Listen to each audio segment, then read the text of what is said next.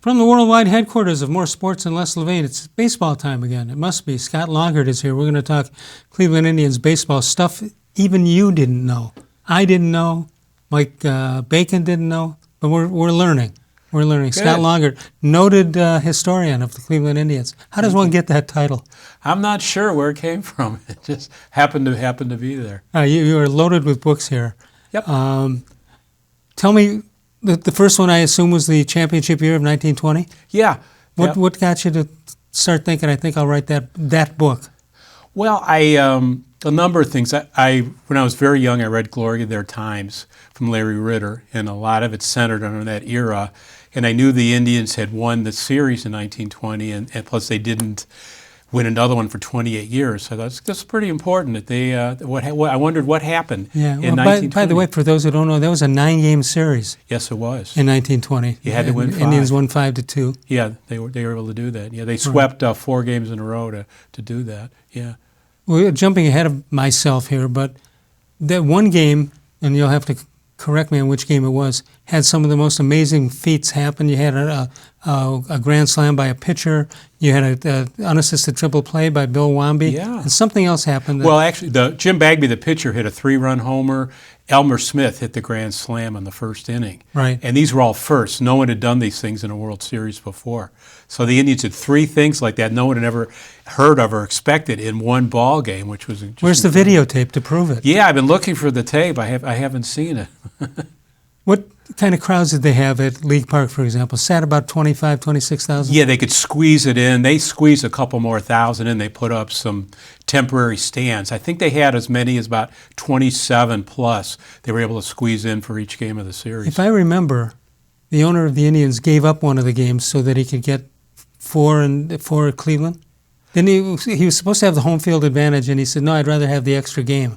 Yeah, they wanted those 4 games in town. They kind of were thinking to take 1 or 2 in Brooklyn, then sweep it home. They thought they could do that. They didn't want to they didn't want to end the series in Brooklyn no matter what. Right. So they wanted to try and win it here in town. Name some names from that 20 season, because you're talking about a baseball encyclopedia here. Oh, yeah. The number 1 is Tris Speaker, probably one of the greatest outfielders of all time, greatest hitters. Stan Kovalevsky, Hall of Famer, won 3 in the World Series.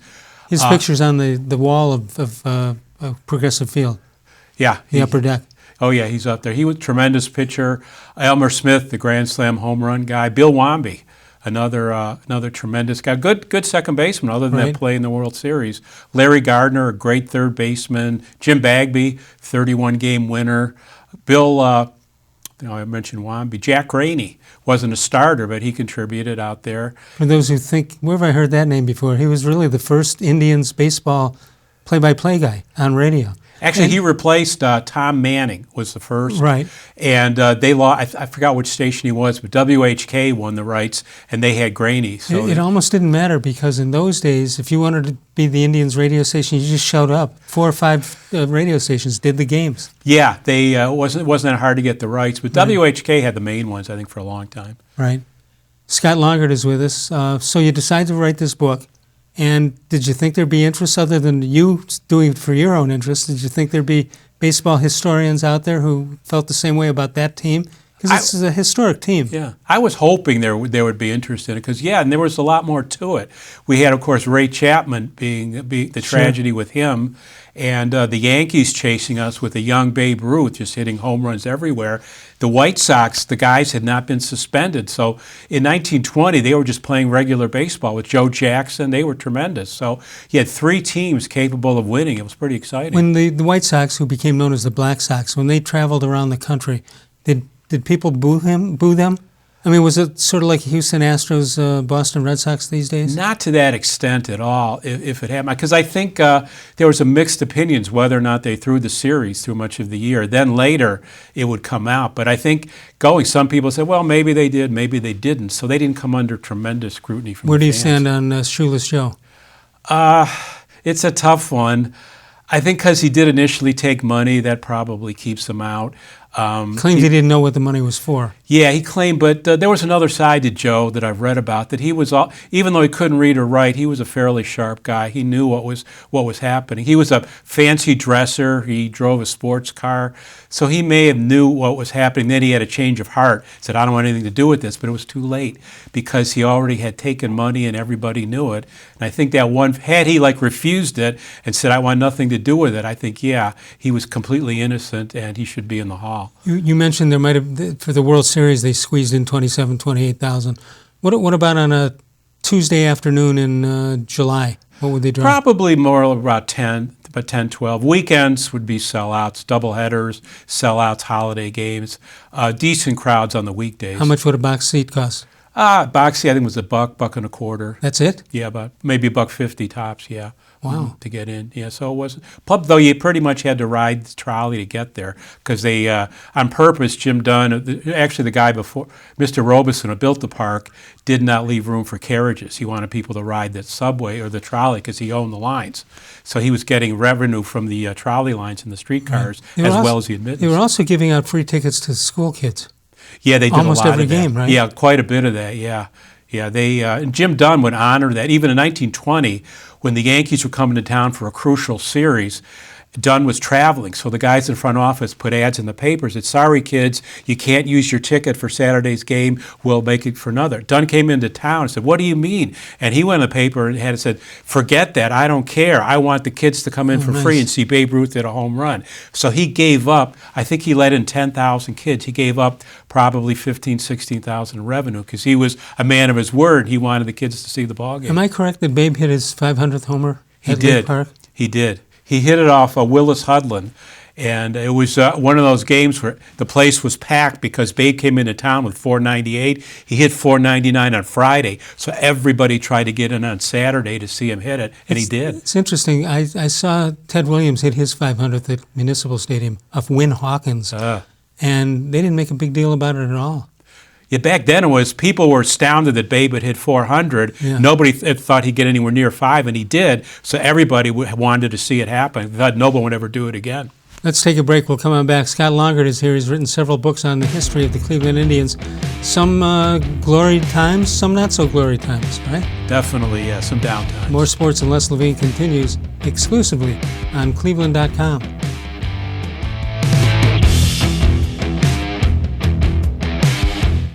Presque Isle Downs and Casino has sports betting. Use one of our 50 state-of-the-art Bet America kiosks to place your bet and watch your favorite games on one of our many HD televisions or visit our sportsbook area. Only at Presque Isle Downs and Casino.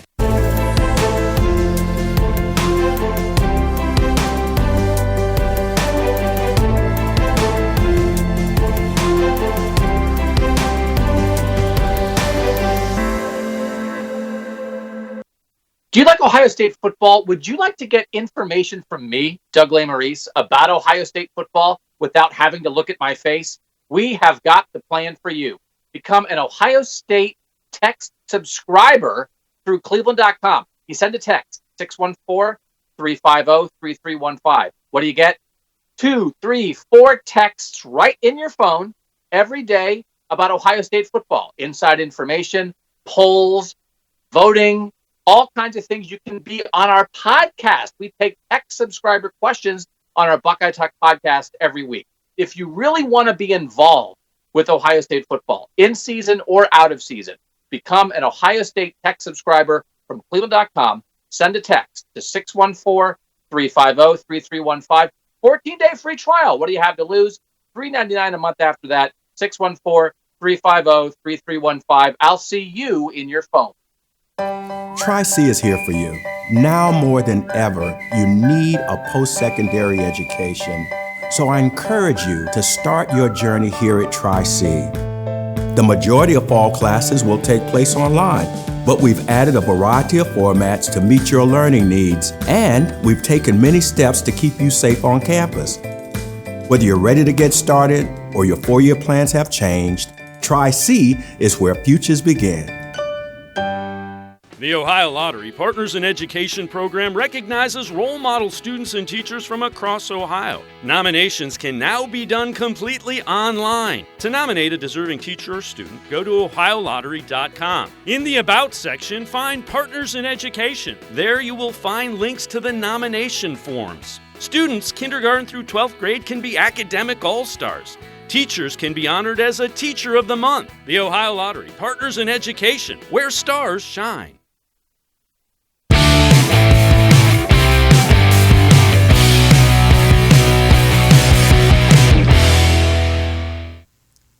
Scott Longert is with us. He's a noted baseball historian.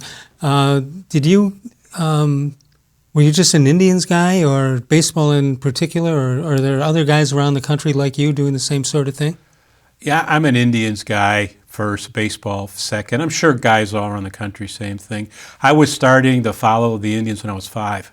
My grandpa always had them on radio, and I spent a lot of time at my grandpa's house, and he was totally into it. So of course, I wanted to be like my grandpa. So I got totally, and all of a sudden the names started hitting, and I got curious about names, and I was hooked by the time I was in kindergarten. I had an uncle who helped me with math. He taught me, if I struggled in math, he taught me about how to figure batting averages and things like that.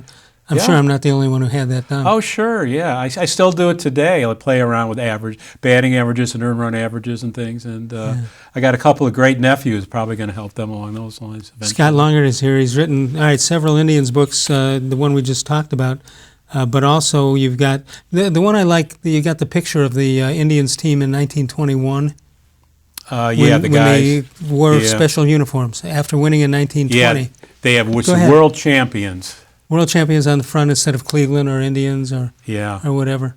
Yeah, that was Jim Dunn was so proud of everything. He insisted on doing that, even though that wasn't protocol or necessary. Should have been, yeah. But he wanted them to represent everywhere they went. So on the road, they always wore the world champions jerseys.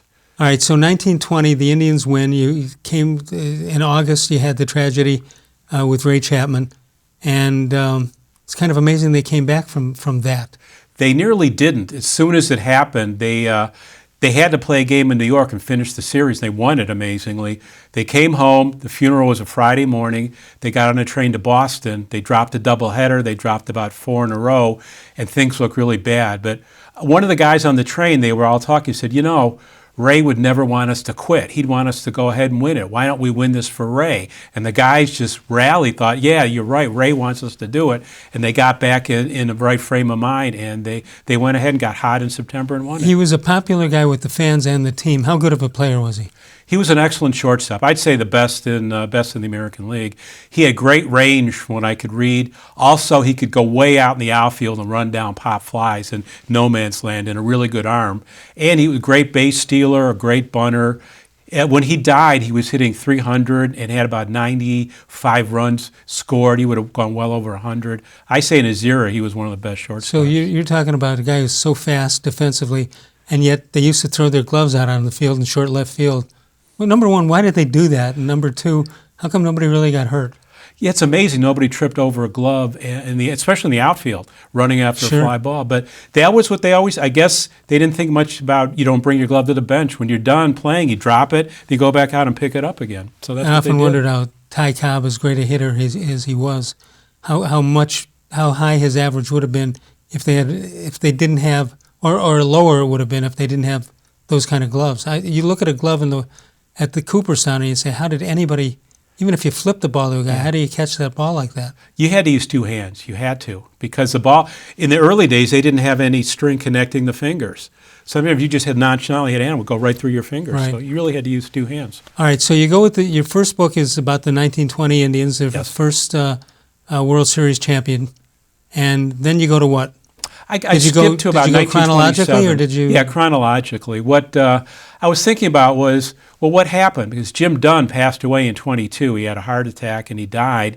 The team went to his wife, and she didn't really run the ball club. She had the front office run it. But I was wondering about what happened to these guys in the 20s and 30s. I mean, they obviously had some ball clubs, so what was going on? So I thought I'd look at the change in ownership in 27 when Mrs. Dunn decided to finally sell the team. She said she was done. Yeah, she was done, yeah.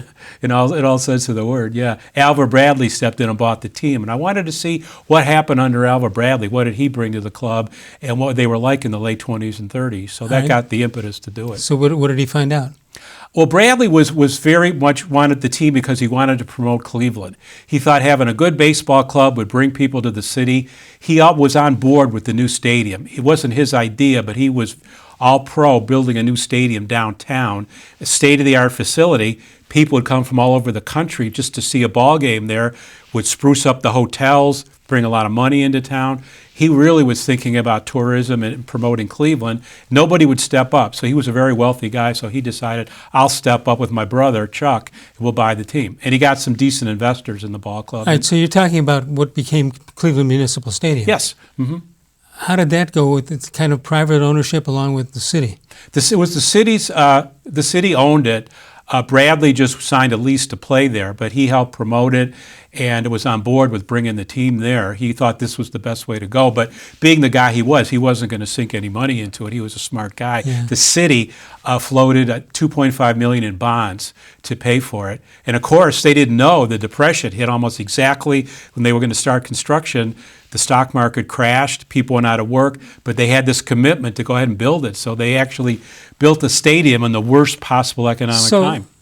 No, that's the one going on now. Oh, yeah, maybe now you wouldn't want to build a stadium, yes. When that stadium was built, and to this day you hear people say, well, that was built to get the Olympics.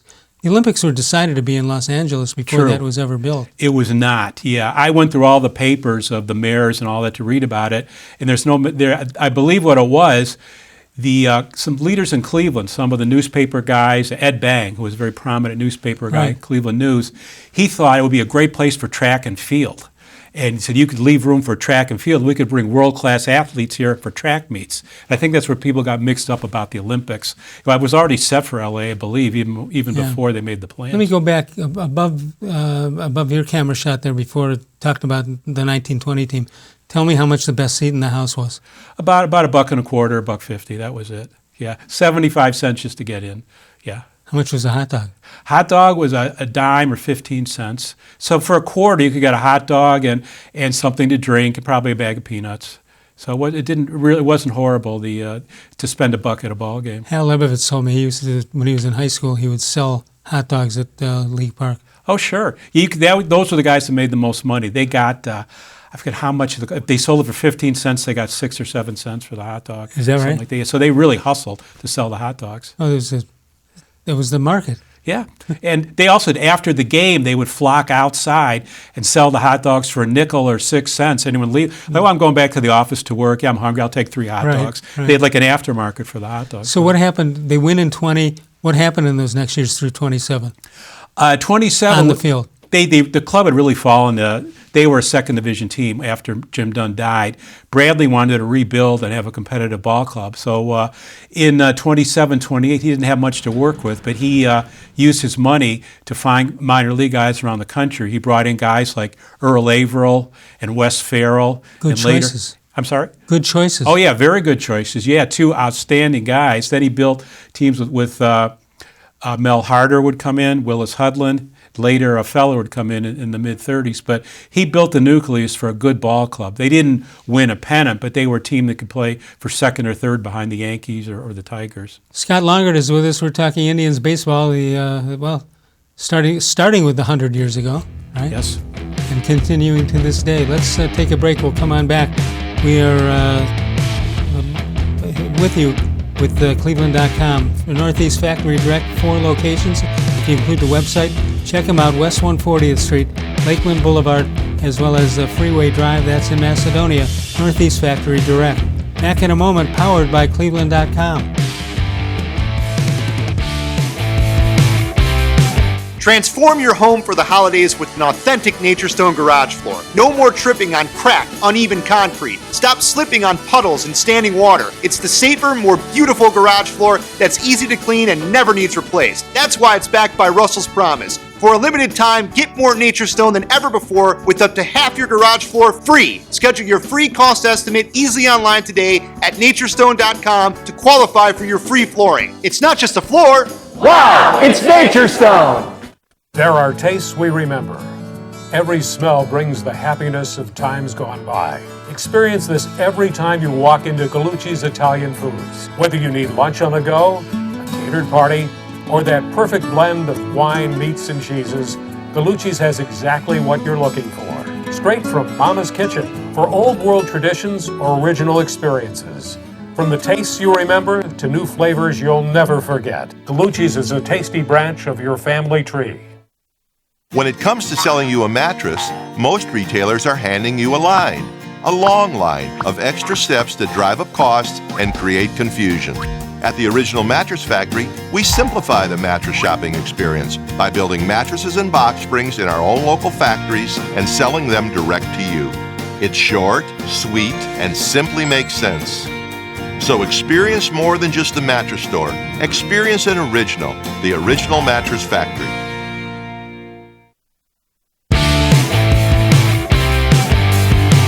Just started.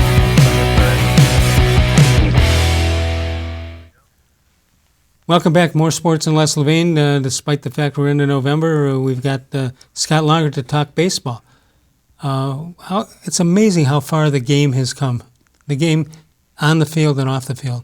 Oh my goodness, yeah. Just in talking about the technology. In the 1920 series, you still couldn't. Radio was just starting. You couldn't hear play-by-play yet. And now, what you have, everything that you could possibly want. But back then, if you wanted to know about the game, you write it for the newspaper in the morning. That was how you found out about it. And then later in the 20s, radio came to be, and you had another outlet to do it. But and traveling by train, these guys would take 10-hour train trips to get to their next series, and they would go on the road for 3-4 weeks. You'd also hear that if you walked downtown and were shopping in the department stores, they had those then, by the way. Yeah, there was a that few. you just walk down the street, you could always hear the game. Yeah, usually every shop owners had it, and they kept their doors open, kind of like you might want to stop in and check out the game, maybe see buy a shirt or buy something there. Yeah, so that was very popular. Yeah. Was there any? We were going through the name here and Chief Wahoo and all that stuff, and the name changed. They were the Indians when they won in 20, but they had different names, and they tried to pawn off the story about Chief Sock Alexis, which nobody ever really believed. But was there any question about the name of the team at the time?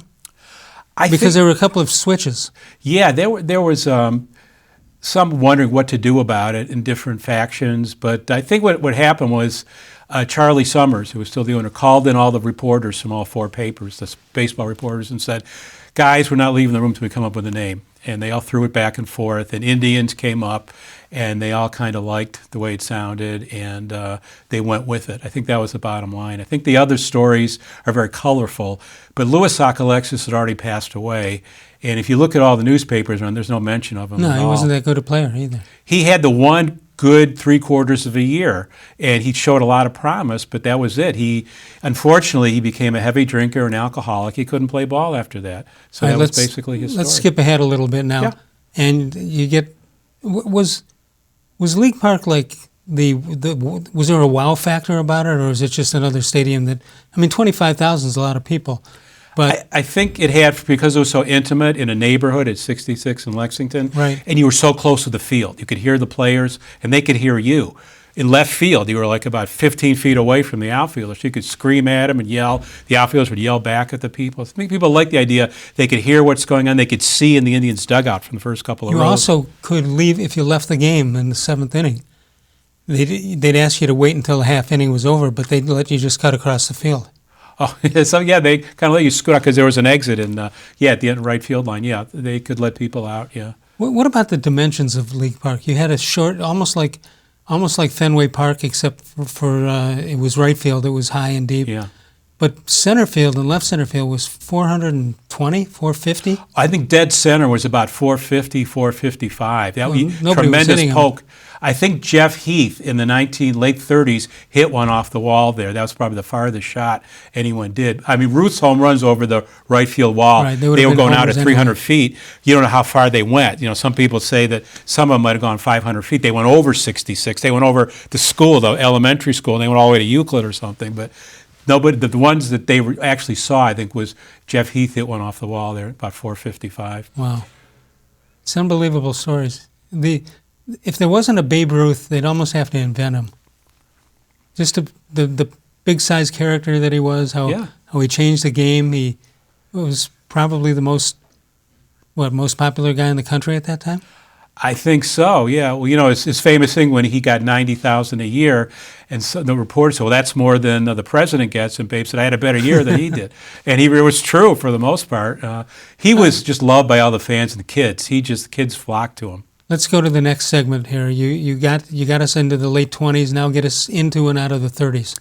Yeah, the 30s was, the stadium was built. The team went to play at the stadium. The first game there, Mel Harder pitched it against Lefty Grove. We lost it 1-0. They had almost 80,000 people there in the height of the Depression. People did come from all around the country to see this spectacle. And how much was a ticket for that? Probably it's about the same, probably $1.50, $1.25, $1.75. But people willingly paid, even they didn't have it, wanted to see that game. But a week later, attendance was 3,000, 4,000, 5,000. Alva Bradley was a brilliant businessman, and he had a clause in the lease that he signed. If for any reason he didn't like the conditions there or whatever, he could pull the team out. And after the 33 season, he was averaging 7,000 or 8,000 there, plus paying extra help, extra vendors, extra security. He exercised the right with the city. He left the stadium empty, went back to League Park, which was his right. So complaining about stadiums and attendance is nothing new. No, not at all. It goes way, way back to that time. The city was stuck with a brand new 80,000-seat stadium, had to pay back almost $3 million in bonds, no team playing there. High school teams were playing there. In the fall, if you were lucky, Ohio State would come and play a game against Navy or Notre Dame or something. Did they, was there any objection to the way the stadium was going to look or where it was going to be? And who was going to get the revenue from it? There was a little bit of a problem between Bradley and the city because the lease was in his favor completely. He got most of the concession rights, and he didn't pay much money for rent. And every time a new mayor came in, they would meet with Bradley and try and tear up the lease and make him pay more money. And Bradley just knew where he stood, refused to do it. Yeah. It even came all the way to Bill Veeck. Veeck knew that he read the lease and said, "No, I think I'll let it go. It runs till 49. I think we'll leave it the way it is," knowing he had the big money advantage. Right now, Smiley One's making it easy for you to invest in new heating or cooling comfort systems without breaking your budget. For a limited time now, take advantage of this special financing for 36 months on select Bryant high-efficiency equipment and make it easy for your family to stay comfortable all year long. Call Smiley One for further details. Scott Longert is here. We're talking the history of the tribe. He's written 5 different books on it. We'll continue our discussion. We are powered by cleveland.com.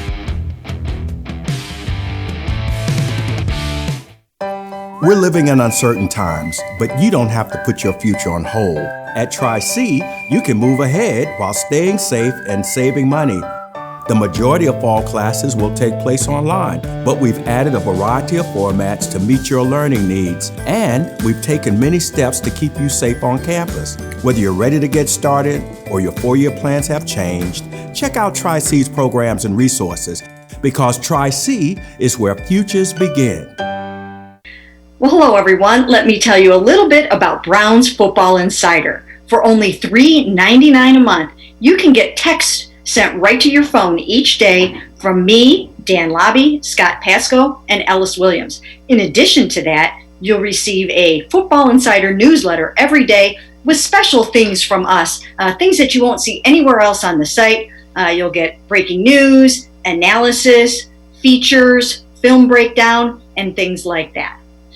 Texting us directly gives you a great chance to cut through the clutter of Facebook, Twitter, other social media, and avoid the trolls. Also, it's the only way to get your questions on the Orange and Brown Talk podcast. So why should you sign up? Try a 14-day free trial. You can cancel at any time. All it takes is one text, but you won't want to cancel. We have hundreds of subscribers join us over the last year. They love it and have stayed with us. We're seeing the Football Insider community grow every week, and it's only $3.99 a month, which is less than 14 cents a day. What I like most about Football Insider is the opportunity to connect with you one-on-one and really communicate with you. So how can you become a Football Insider? You can click on cleveland.com/Browns, the blue banner at the top of the page. Or easier yet, text me at 216-208-3965. Again, that's 216-208-3965. It takes attention to detail. With your local Bryant dealer, you're getting more than just a technician. You're getting someone who pays attention to your needs and the little things that make a big difference.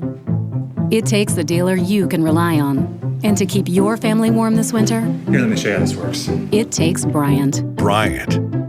Whatever it takes. And to keep your family comfortable, it takes Smiley One Heating and Cooling. Find them at smiley1.com.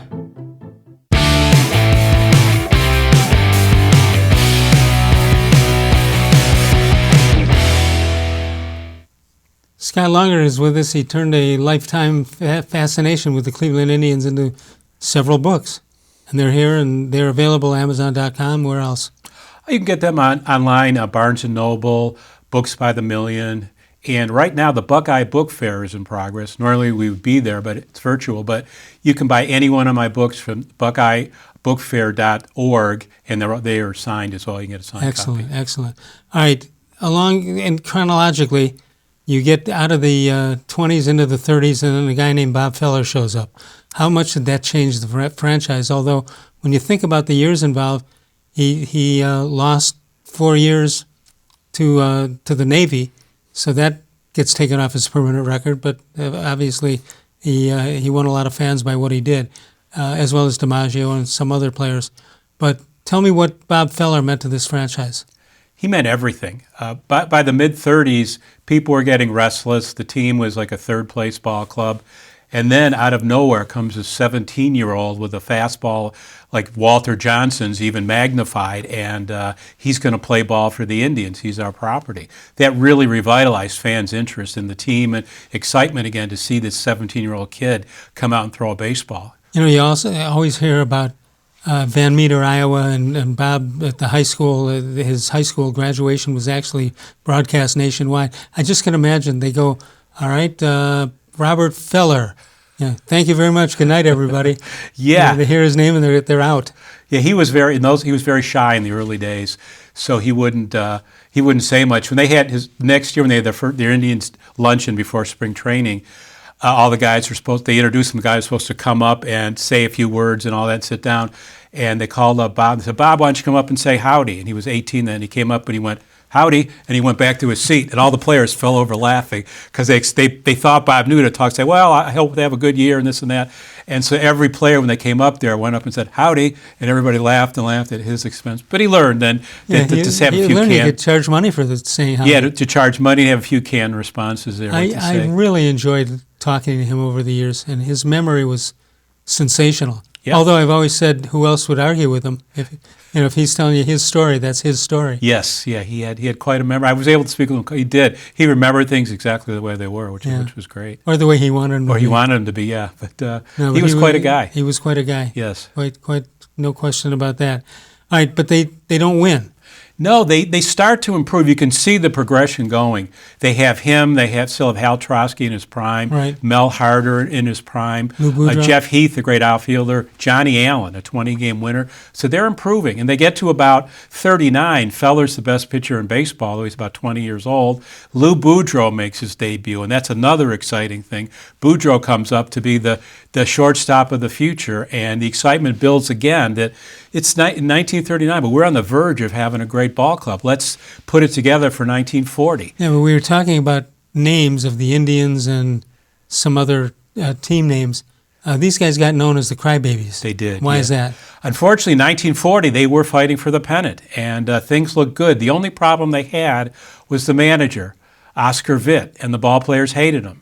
He was a loudmouth. He spoke out of turn. He insulted players, and the guys were sick of him. And they had a series in Boston. Harder was off to a slow start in May, but he pitched a great game, and he beat Boston. And all the guys slapped him on the back and said, "Way to go, Mel. You had a great game." And as he came to the bench, Vitt said loud enough for everybody to hear, "I'm glad you won one for all the money we're paying you." And the guys just got, "What? I can't believe he said that." Well, Mel was a nice guy. Mel just nodded and walked away. But the next day, Feller got bombed in Boston. Williams hit homers off of him. And Vitt stood on the top step of the dugout and said, for fans to even hear it, said, "Look at that guy. He's supposed to be my ace. How am I going to win a pennant with that guy pitching?" And all the guys in the team were like, "That's it. He's the best pitcher in baseball." He's already 7-1 in May. And the next day, when the team took a train back home, about 12 guys marched into Alva Bradley's office and demanded Vitt be fired.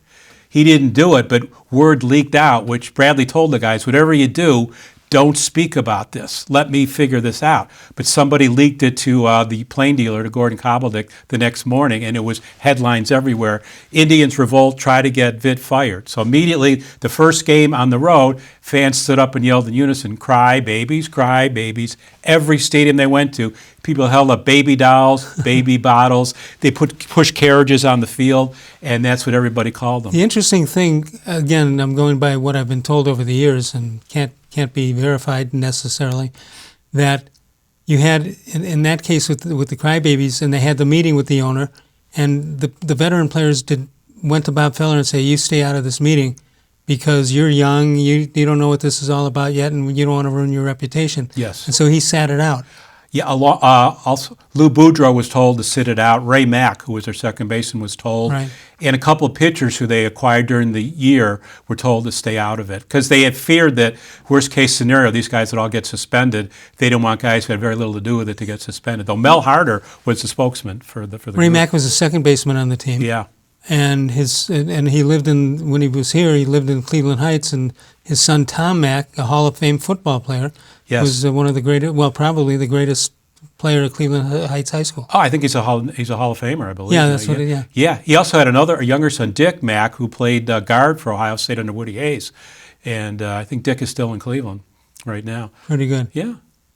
When we mentioned Ray Mack, I was thinking back on Bill Wamby that we talked about from the 20s team, the second baseman, and Danny Coughlin was working at Channel 8, and I'm going to say this is the late 60s. And when Wamby lived in Lakewood at the time, and Danny got Wamby to come out to League Park. I don't know how they got in, but they did. Well, knowing Danny, I guess I know how he got in. Just kidding. Yes. And they reenacted Wamby's unassisted triple play. Can you imagine that? Yeah, to see Bill back out there again at second base doing that, yeah, some many years later. Two guys with jackets on, no Indian shirts. What are those two old guys doing? Yeah, that must have been quite a sight. Yeah. There's also, this is before your first book. If you go to downtown Bedford, if that's what they call it, there's a park near the post office, and there's a statue of Elmer Flick. Yes. Now, Flick was from Euclid and is a Hall of Famer also. Yeah, Flick is a Hall of Famer. Yeah, he was actually born and raised in Bedford, and it took him a while, but they raised the money to build a statue down there. Right. He lived there all his life. He lived to be I believe close to 90. He was always. Well, I was playing sandlot ball in the '60s, and somebody looked over and says, "What's that old guy doing there?" And there was a guy with a notepad taking notes, and it turned out it was Elmer Flick. They had a thing in those days. I don't think they do it anymore, called Bird Dog. Yeah. A Bird Dog Scout. That would be a coach, a high school coach, or a sandlot coach, or an umpire, whatever, and they would help if they saw somebody that they thought was potentially a good player. They would pay them to give them the information, and if the guy made the big leagues, they made what was considered in those days a considerable amount of money. Yeah, that's what he did that for a number of years. Yeah. He went around all the local high schools and took notes on guys and made recommendations. Let's take a break. Scott Longert is with us. We're talking Indians baseball from over 100 years ago. That's not possible. Well, maybe it is. It is. It just seems like 100 when they don't win. Back in a moment, powered by cleveland.com.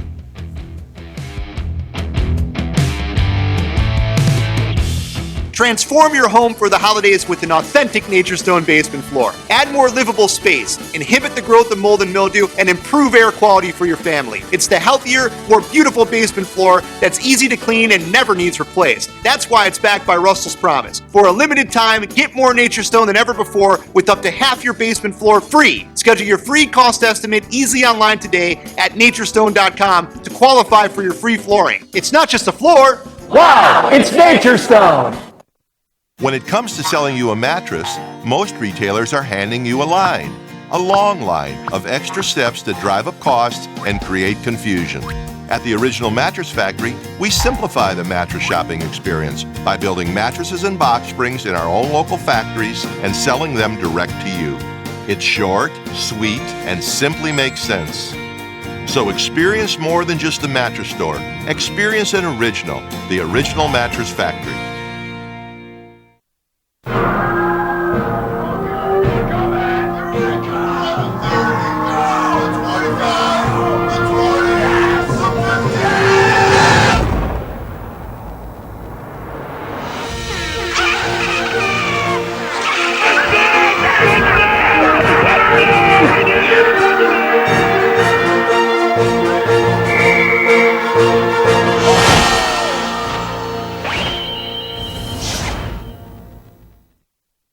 Presque Isle Downs and Casino has sports betting. Use one of our 50 state-of-the-art Bet America kiosks to place your bet and watch your favorite games on one of our many HD televisions or visit our sportsbook area. Only at Presque Isle Downs and Casino.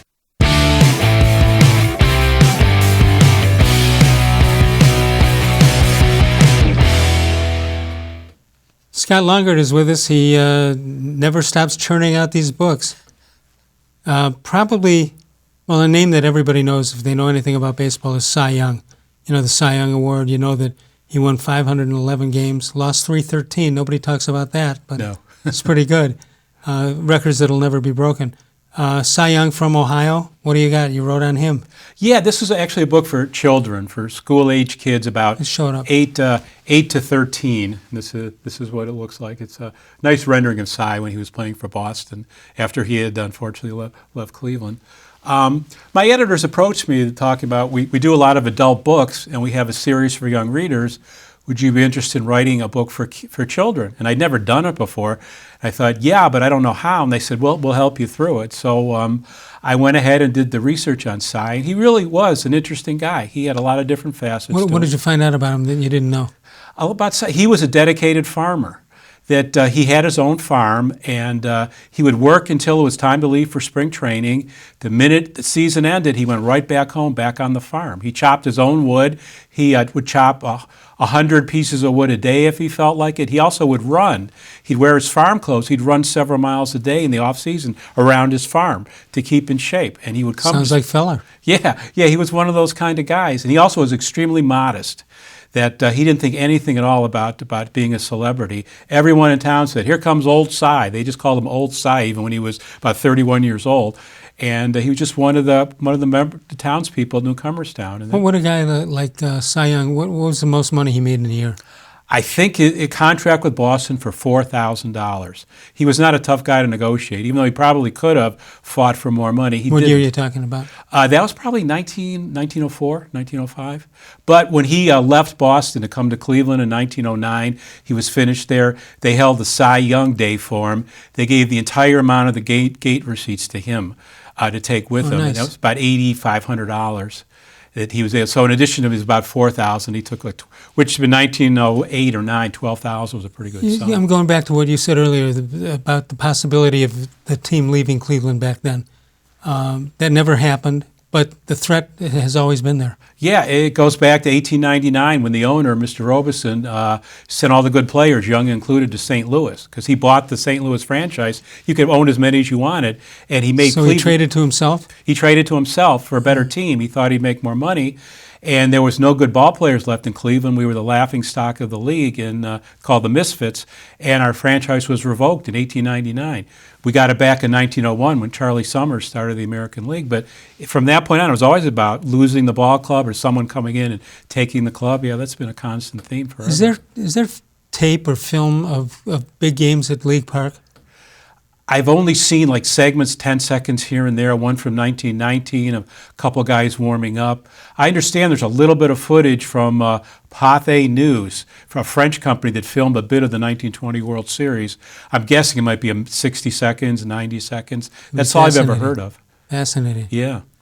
What was the most, of all the books you wrote, what was the most surprising thing that you found out in checking out the history of the team? Look, there's quite a bit. I have to think each one. I think probably the 1920 ball club. When Jim Dunn bought the team, he had no experience. He can imagine like an owner coming in now alone, no experience owning a baseball team. His only thing was he was a fan, yet he became one of the best owners. He somehow, almost magically overnight, acquired the ability to find talent. And like he spent the $50,000 to bring in Speaker, which was the most money anyone ever paid for a ball player. And others said, I can't believe this Jim Dunn, who doesn't know anything, spent $50,000 for a ball player. But that was the cornerstone of our World Series team. Do you know if any of those owners at any time tried to make a run at Babe Ruth? I mean, obviously the story about Boston is No Nanette, the Broadway play, was financed by that trade to Boston. Yeah, Boston and New York had a questionable relationship in those days because that owner sent a lot of ball players to the Yankees. I think there was kind of an under-the-table thing about, if you're going to sell somebody, let us know first. We'll buy him. I don't think the other owners had a chance. It became Kansas City later. Yeah. The other owners had a chance to do what they wanted to do. So I don't think anyone ever was able to make a serious run at Ruth. Did Indians fans, and you're talking about, you talked earlier about the attendance, which is pretty impressive to me. Did they put pressure on the team to win? Or did they just say, oh, we're in the big leagues, that's as good as we can get? I don't think there was tremendous pressure on him, really, to win a pennant. I don't think the ownership pushed him very much, except in 1940. There was a real drive to win it then, which they came in second. They lost to the Tigers on the third last day of the season. But there was a push then. But otherwise, it was play as good as you can. I think Mr. Bradley, even in the Depression years, was making money for his stockholders. Not a lot, but they were on the positive side for most of the time. That was the main thing. The owner was making money, and fans were coming out, so don't mess with the formula. Bill Veeck took over. Yes. You don't have a book on him yet. There, it's coming. It will be coming. How about calling it Veeck as in Wreck? Yeah, I think that might have been done. It's a good title, really. I emceed a dinner one night. They were honoring Bill Veeck, the late Bill Veeck, and his son, Mike Veeck, who owned minor league teams, sent a videotape to us, and he said, I know you're all there to honor the late Bill Veeck. I need to tell you something. He's not late. He's not going to be there. Yeah, that's typical Veeck style. Yeah, Veeck was amazing. That was another surprise, that Veeck was a little underhanded in buying the Indians in '46. He never met with Alva Bradley. He went through the back door and talked to the stockholders quietly, because Bradley didn't own a majority of the team, but the stock owners let him carte blanche. And he went to feasibility. If I buy you guys out, will you go with me? And they agreed. And Bradley never knew until a few days before the actual sale he was losing the ball club. He made a last-ditch effort to buy everybody out, but they said Mr. Veeck made the first offer, we're going with Mr. Veeck. And I didn't know that. Let's take a break. We're going to come back one more time with Scott Longert. More sports and less Levine, powered by cleveland.com.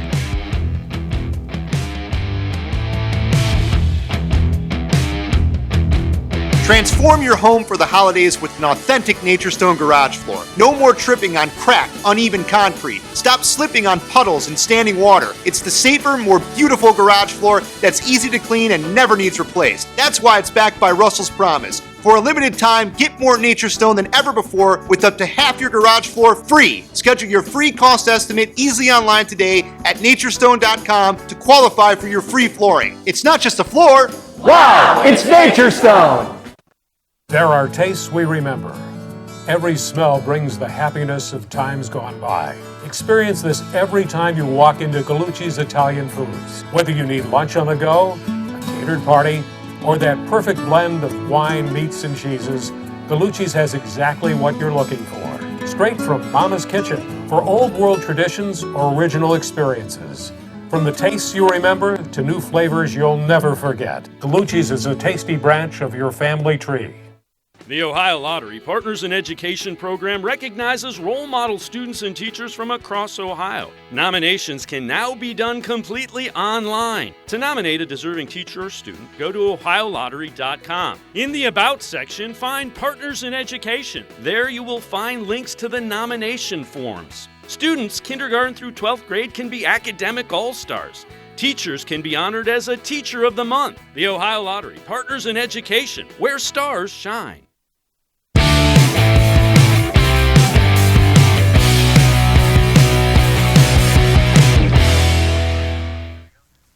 Scott Longert is here. We're talking Indians baseball. He's written, a century full of books on the Cleveland Indians. How about that? Yeah, a lot of time has passed. Definitely. Yeah, started in 1920 with the championship teams. You started talking about surprises or interesting things. Is there one? Is Bob Feller the most interesting character from a baseball and personal standpoint? He's way up there because of his coming on as a 17-year-old and taking the league by storm, then being one of the first guys to enlist in the Navy when World War II broke out. Right. He didn't. Most guys said, "Well, I'll wait till they call me. I'll play as long as I can." Feller never considered that. He enlisted and he was gone until 1945, and then he came back and had a phenomenal year in '46. So he was quite a character in his day. Branch Rickey gets a lot of credit for Jackie Robinson. He, of course, was the general manager of the Brooklyn Dodgers at the time. But the Cleveland people, led by Bill Veeck and Lou Boudreau, didn't get all that much credit for Larry Doby. Yeah, it's unfortunate. You know, Doby broke the color barrier in the American League, and Bill Veeck had the guts to do it. But because Robinson was already there and all the focus was on him, Larry didn't get the due he really deserved, and neither did Veeck get the credit. Even though in '48, Veeck would bring Satchel Paige to Cleveland, he would have Doby and Veeck on the ball club. Well, the other thing is, even though Robinson was first, many people, if they lived in an American League city, they would have seen Doby and Page before they might have seen Robinson. Yeah, that's true. Yeah, that it was a huge deal in Cleveland to bring Larry here and around the American League, but it didn't get the publicity and the scrutiny that the Robinson did. We've got the tape of it. We'll show it someday. That Doby, Veeck calls up Doby. He comes in and he introduces himself to Boudreau, the player manager, and he says, "What position you play?" He says, "Second base." He says, "Not on this team, you don't. Yeah. Can you play the outfield?" He never played the outfield, and all of a sudden Right. he's the starting center fielder. Yeah, the interesting thing was they had no place to put him when they signed him and brought him up. Joe Gordon was playing second, Boudreau short, Keltner third. How do you replace any of those three? You're not going to do that. You don't. So Doby rode the bench and pinched hit most of the time, which it's kind of wondering, why didn't they send him to their AAA team and get some experience? Just let him play. Yeah, or when Eddie Robinson got injured at the end of the season, why not put Doby at first base for the last 20 games? They didn't do that. In '48, they didn't make many mistakes. They made zero in '48. Everything just went perfectly. Every move they made worked out. Every guy that Bill Veeck signed in the offseason and early on, he brought in Russ Christopher from Philadelphia to be a relief pitcher.